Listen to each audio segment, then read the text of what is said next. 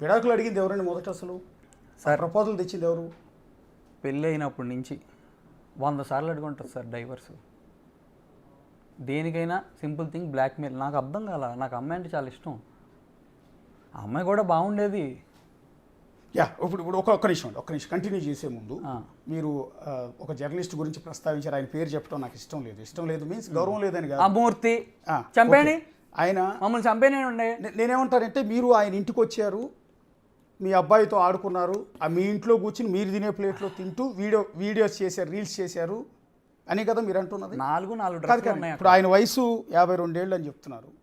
మీ missus వయసు ఒక 30 ఏళ్ళు ఉంటాయా? అండ్ మా మిస్సెస్ని కలపొద్దులేండి. కాదు కూతురు వయసు కదా.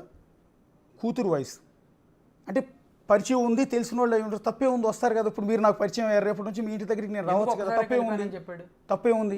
ఒక్కసారి ఎందుకు కలిశానని చెప్పాడు నిన్న TV5లో. నేను అదే అనుకున్నా. ఓకే, నాతో ఎందుకు పిలిచి మాట్లాడలా? పెద్దోడు కదా, ఇద్దరిని కలపాలని చూడాలిగా, ఎందుకు విడదీయాలని చూస్తున్నాడు? అంటే వాళ్ళ అమ్మగారు టీచర్ కాబట్టి విజయవాడ BRTS రోడ్లో టీచర్స్ అందరూ కలిసి ప్రొటెస్ట్ చేసిన ఇష్యూకి సంబంధించి మీరు ఆ రోజు పెద్ద ఎత్తున ప్రొటెస్ట్ చేశారు కదా. ఆ అంశం గురించి మాట్లాడటానికి ఒకసారి వాళ్ళ ఇంట్లోకి వెళ్ళారు అని వాళ్ళ అమ్మగారు చెప్తున్నారు, ఆయన కూడా చెప్తున్నారు. అందులో తప్పేం కనిపించింది మీకు అని? దాంట్లో అసలు నేను అంటుంది ఒక్కసారే కలిశాను అన్నాడు. అవునా? మీరు ఒక్కసారి అది చూడండి. మీరు అదంతా చెప్తున్నారు, బాగానే సపోర్ట్ చేసుకుంటున్నారు. ఒక్కసారే కలిశానని చెప్పాడా? దాని మీద స్టాండ్ తీసుకోమన్నాడు ఫస్ట్.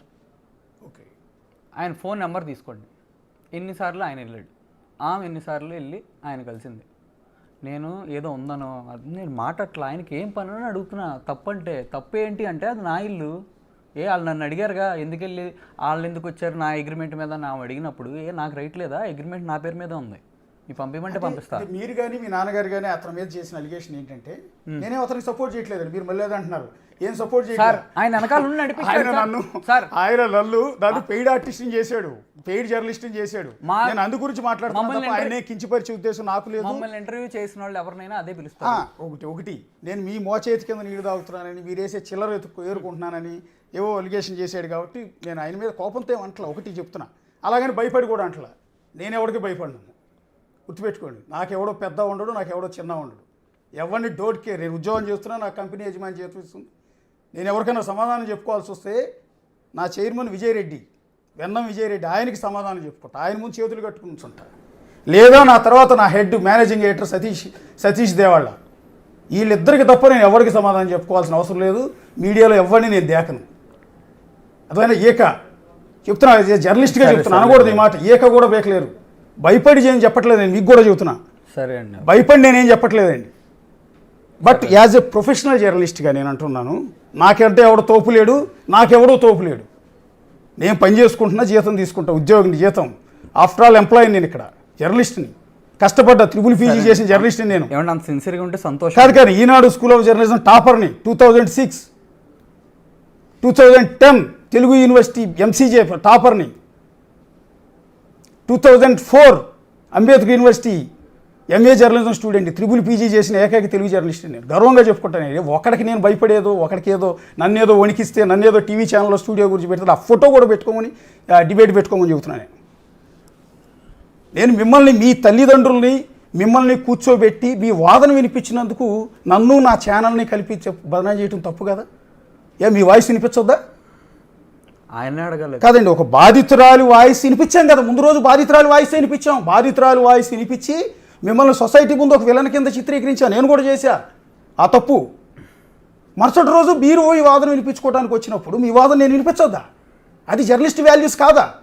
ఎంతసేపు ఒకళ్ళని, మీ భార్యను మాత్రమే కూర్చోబెట్టి డిబేట్ చేయమంటాం అనేది ఎంతవరకు కరెక్టు? నాకు ఇది అర్థం కావట్లా. 40 రోజుల నుంచి ఒక 100 ఇంటర్వ్యూలు ఇచ్చి ఆవిడ మాట్లాడితే 41వ రోజు 101వ ఇంటర్వ్యూ మీది తీసుకుని చేస్తే తప్ప? సొసైటీ ముందు మీరు ఒక విలన్ అయిపోయారు కదా, మీ సినిమా కెరీర్ నాశనం అయింది కదా ఈరోజు. సరే, దట్స్ ఇట్. మనం ఆయన ఉద్దేశించో పర్సనల్గానో వెళ్ళాల్సిన అవసరం నాకు లేదు. నాకేం ఆయనతో వైరము లేదు, ప్రేమ లేదు. ఒకటి మీరు చెప్పాలనుకోని చెప్పండి. ఒకటి నేనేమంటానంటే, మీ భార్య వెనకుండి మొత్తం ఆయనే నడిపిస్తున్నాడని మీరు ఒక అలిగేషన్ చేస్తున్నారు. ఎలిగేషన్ కాదు, అది నిజం. ఎందుకు? ఆయనకేం ఇంట్రెస్ట్ ఉంటుంది?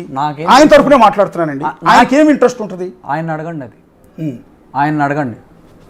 మూర్తి, నేను చెప్తున్నా, కోర్టులో నేను డైవర్స్ ఫైల్ చేశా, కోర్టులో మేము చూసుకుంటాం, దయచేసి వాళ్ళని రెచ్చగొట్టబాక, మమ్మల్ని రోడ్డు మీద పెట్టబాక. ఆ అమ్మాయి మీడియాకి ఎక్కొద్దు, నేను మీడియాకి ఎక్కొద్దు, ఆల్రెడీ అన్నీ మాట్లాడింది కదా, సరిపోద్దుగా. ఇంకేమన్నా క్రియేట్ ఇప్పుడు రేపు 10 రోజులు అంటే వాయిస్తారంటున్నాను, ఒకవేళ నేను మాట్లాడి పేరు ఎత్తితే అంటే వాయిస్ 40 అదే ఇంకా ఎంత బ్యాడ్ ఇంకేమన్నా క్రియేట్ చేస్తారు నాకేం తెలుసు. బాబు వెళ్ళి అప్పుడు బ్లడ్ తీసుకోండి ప్లీజ్, నాకైతే డ్రగ్స్ అలవాట్లు ఏం లేవు, ఉంటే ఏదో ఉంటుందంట తీసుకోండి. నా సిస్టర్కి కూడా లేవు, నా సిస్టర్ని కూడా అన్నారు. దారుణం. మరి ఆయన మరి లేడీస్ అది ఇది అంటున్నాడు కదా, మరి మా సిస్టర్న మరి ఆయన అంటే ఏం చేస్తున్నాడు సినిమా, నాది కూడా తీసుకోండి. అండ్ గౌతమికి నాకు గొడవైంది, ఆ లైవ్ వల్ల గొడవైంది, నేను అప్పటి నుంచి డిటాచ్ అయ్యాను. ఆ అమ్మాయి నీ ప్రైవసీ నీది, నా ప్రైవసీ నాదని కూడా మాట్లాడింది. సెకండ్ నెంబర్ చెప్పు అంటే, మొగుడికి సెకండ్ నెంబర్ తెలీదు. అమ్మాయి బర్త్డే పార్టీ చేస్తే నైట్ వేరే వాడి కారులో ఎక్కి మళ్ళీ ఇంటికే వచ్చింది. సడన్గా నైట్లో వెళ్ళిపోద్ది. ఇవన్నీ తట్టుకొని నేను